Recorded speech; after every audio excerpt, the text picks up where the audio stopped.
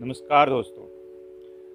भगवान आप सब पे अपनी कृपा बनाए रखें। आज हम बात करेंगे कि भगवान को कितने तरीके से प्राप्त किया जा सकता है, भगवान को प्राप्त करने के कितने तरीके हैं। इसको गीता में भी बताया गया है। पहला मार्ग है भक्ति का मार्ग, जिसे भक्ति योग भी कहा जाता है, और दूसरा है ज्ञान का मार्ग, जिसे ज्ञान योग कहा जाता है, और तीसरा जो है कर्म का मार्ग, जिसे कर्म योग भी कहा जाता है। पहला मार्ग है भक्ति मार्ग, जिसे भक्ति योग भी कहा जाता है। भगवान के प्रति समर्पण, भगवान की आराधना में लीन रहना ही भक्ति मार्ग है, जो काफ़ी सरल मार्ग भी माना जाता है। लेकिन आजकल की भाग दौड़ भरी दुनिया में भक्ति को ज़्यादा समय दे पाने की वजह से ये मार्ग कठिन हो जाता है। भक्ति मार्ग को समर्पण मार्ग भी कहा जाता है, जिसमें आप अपना सब कुछ भगवान को समर्पित कर देते हैं। भक्ति मार्ग पर चलकर ईश्वर को प्राप्त करने वाले कुछ उदाहरण हैं, जैसे मीराबाई सबसे अच्छा उदाहरण। मीराबाई, सूरदास, तुलसीदास जी, श्री रामकृष्ण परमहंस, श्री गुरुदेव नानक जी। दूसरा मार्ग है ज्ञान का मार्ग, जिसे ज्ञान योग भी कहा जाता है। ये सबसे मुश्किल मार्ग है, जिसमें हमें पहले संसार को समझना पड़ता है और फिर अपने आप को। इसका सबसे अच्छा उदाहरण है गौतम बुद्ध। उन्होंने सबसे पहले संसार की कटु सच्चाइयों का अनुभव किया और फिर ज्ञान प्राप्त करने के लिए जंगल में चले गए तपस्या करने के लिए। कुछ वर्षों की तपस्या के बाद उन्हें ज्ञान का अनुभव हुआ। आप कह सकते हैं भगवान की प्राप्ति हुई।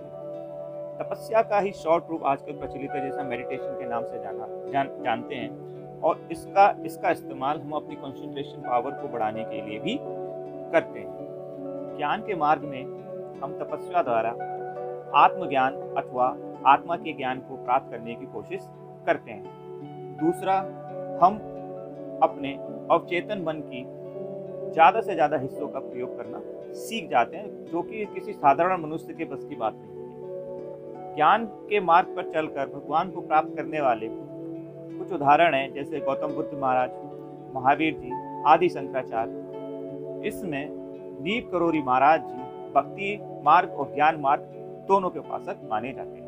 तीसरा मार्ग है कर्म का मार्ग, कर्मयोग। कर्म ही पूजा है, ये हमने सुना है। शारीरिक और मानसिक कार्य करना ही कर्म कहलाता है। गीता में भी कहा गया है कि बिना फल की इच्छा किए हुए आप कर्म करें। लेकिन इससे लोग कंफ्यूज हो जाते हैं कि भाई हमें फल नहीं मिलेगा तो कर्म करने का क्या फायदा। इसका ये मतलब नहीं। इसका मतलब ये है कि भगवान ने आपको इस धरती पर कोई विशेष कर्म करने के लिए भेजा है।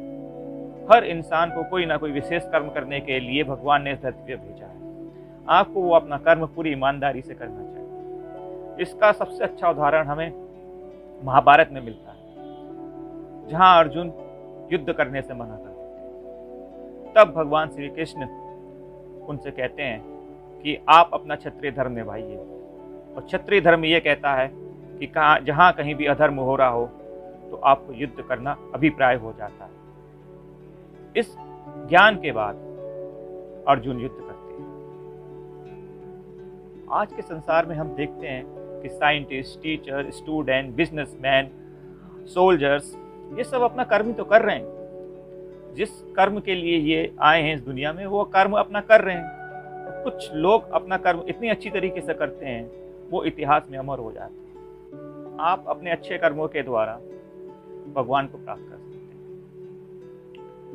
अगर आप अच्छा कर्म करते हैं जिससे कि आप हमारे समाज, देश को फायदा मिलता है, तो फिर आप भगवान को प्राप्त कर सकते हैं। आज की सेवा यहीं समाप्त होती है।